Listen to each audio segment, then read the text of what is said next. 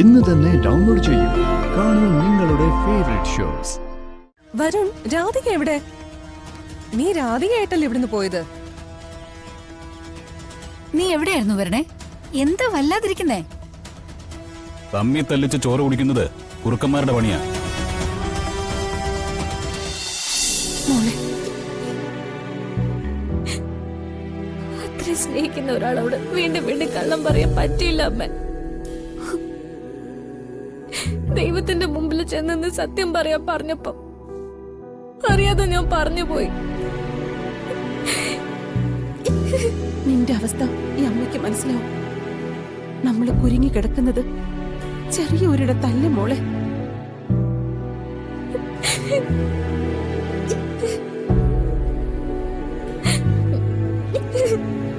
അതെ, ചേച്ചി അമ്മയും പേടിക്കണ്ട. നിങ്ങളുടെ ആഗ്രഹം പോലെ എല്ലാം നടക്കട്ടെ.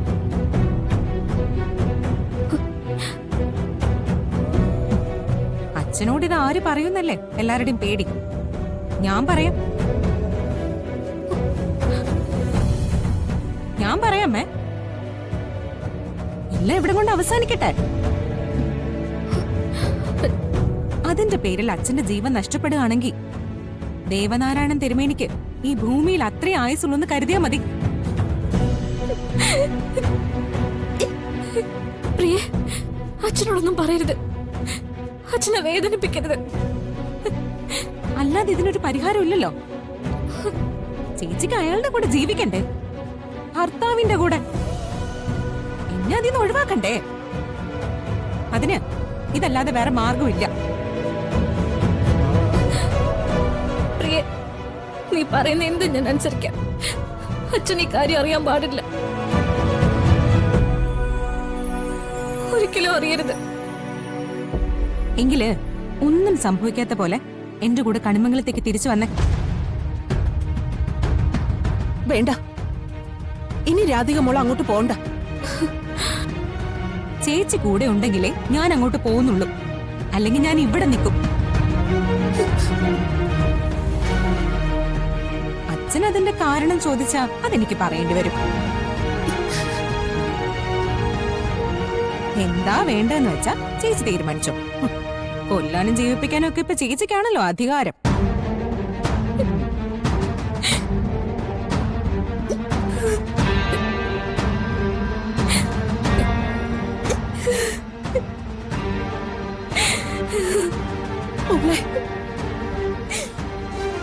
ഇപ്പൊ പ്രിയ പറയുന്ന അനുസരിക്കണം അമ്മ.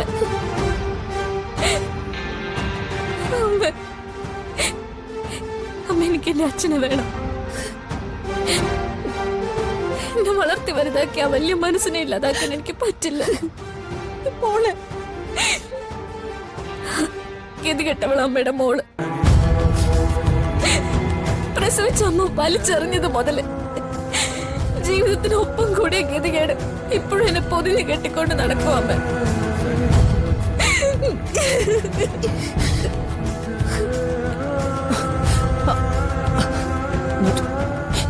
നീ എന്ത് മണ്ടത്തരോ മോളെ ഈ കാണിച്ചത്? നീ എന്തിനാ അവളെ കൂട്ടി കണിമംഗലത്തേക്ക് പോകുന്നത്? അതും അവന്റെ മുമ്പിലേക്ക്. ഞാനതൊന്നും ആലോചിക്കാതെ പറഞ്ഞതല്ല മുത്തശ്ശി. ചേച്ചി കൂടെ ഉണ്ടെങ്കിലേ വരുൺ എന്നെ അവിടേക്ക് കയറ്റു. പിന്നെ ഞാനിപ്പോ കണിമംഗലത്ത് നിൽക്കുന്നതേ വരുണിന്റെ തണലിലല്ല, വരുണിന്റെ അമ്മയുടെ തണലില. ആ അമ്മ ഒരു കാര്യം തീരുമാനിച്ചിട്ടുണ്ട്. വരുണിനെയും രാധികയും അകറ്റണമെന്ന്. അതിനുള്ള ജോലിയൊക്കെ അവിടെ ഉള്ളവര് ചെയ്യുന്നുണ്ട്. അപ്പോ നിനക്ക് കരയിലിരുന്ന് കൈ നനയാതെ മീൻ പിടിക്കാം. കൊള്ളാവടി മോളെ, നിന്റെ ഈ ചിന്ത കൊള്ളാം. ആ, നീ ശ്രദ്ധിക്കണം. കിട്ടുന്ന ഓരോ അവസരത്തിലും കണിമംഗലത്തുകാരുടെ മുന്നിൽ അവളെ തെറ്റുകാരിയാക്കി മാറ്റണം. ഒടുവിൽ അവിടുന്ന് അവരെല്ലാവരും അവളെ വെറുക്കുന്ന അവസ്ഥ ഉണ്ടാക്കിയ അവിടുന്ന് ഇറങ്ങുന്ന അവൾ ആറ്റുവാശ്ശേരിയിലേക്ക് പിന്നെ തിരിച്ചു വരില്ല. ഏതെങ്കിലും കായലിലേക്കോ റെയിൽവേ ട്രാക്കിലേക്കോ നടക്കും.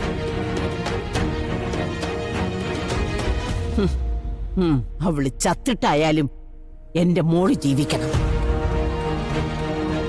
മുത്തശ്ശിയുടെ മോള് നന്നായിട്ട് ജീവിക്കണം കേട്ടോ.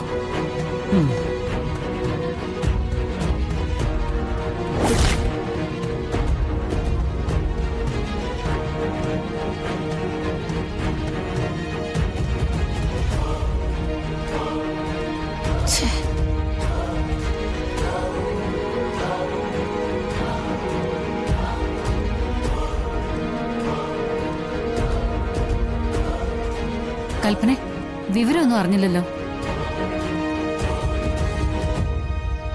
പ്രത്യേകിച്ച് അറിയാനൊന്നുമില്ല ചെറിയമ്മേ. പ്രിയങ്കയുടെ അവസ്ഥ എന്താന്ന് ഞാൻ നേരിട്ട് കണ്ടതല്ലേ. ഒന്നുകിൽ അവള് രാധികയെ കൊല്ലും, അല്ലെങ്കിൽ അവള് സ്വയം ചാകും. ആ അച്ഛനും അമ്മയും കൂടി എല്ലാം അങ്ങ് ഇല്ലാതാക്കിയാലോ? കുടുംബത്തിന്റെ അഭിമാനം എന്നൊക്കെ പറഞ്ഞ് സമാധാനിപ്പിച്ചാലോ? ഓ, അത് കഴിഞ്ഞാലും പ്രിയങ്ക നമ്മുടെ അടുത്തേക്ക് തന്നെയല്ലേ വരുന്നേ. അവള് നമ്മള് പറയുന്നതേ ഇപ്പൊ കേക്കൂ. ആ അത് സത്യ. നമുക്കേ പ്രിയങ്കയെ ഒന്ന് വിളിച്ചു നോക്കണോ? ഏയ് വേണ്ട ചെറിയമ്മേ, നമുക്കേ വെയിറ്റ് ചെയ്യാം.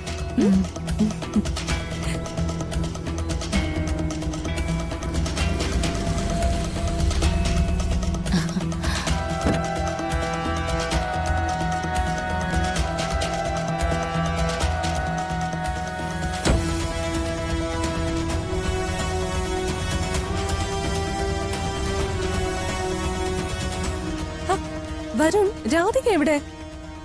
നീ രാധികയായിട്ടല്ലേ ഇവിടുന്ന് പോയത്? നീ എവിടെയായിരുന്നു വരണേ?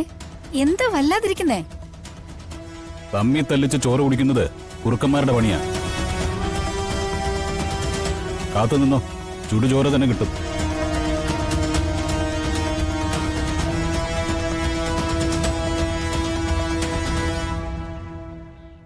ചെറിയമ്മേ, ഇനി സംശയിക്കേണ്ട കാര്യമില്ല.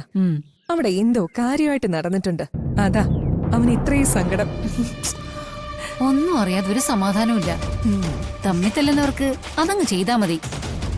കാത്തു നിൽക്കുന്നവരല്ലേ ടെൻഷൻ അടിക്കുന്നത്.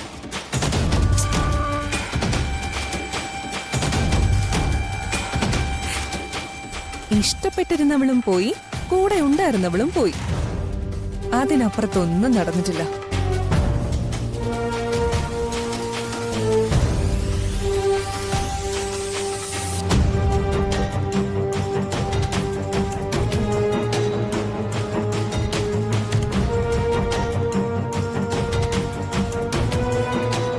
രഹസ്യം സൂക്ഷിക്കാൻ പഠിപ്പിച്ചും ഭീഷണിപ്പെടുത്തിയും അവളെ തിരിച്ചയക്കാൻ പറ്റി.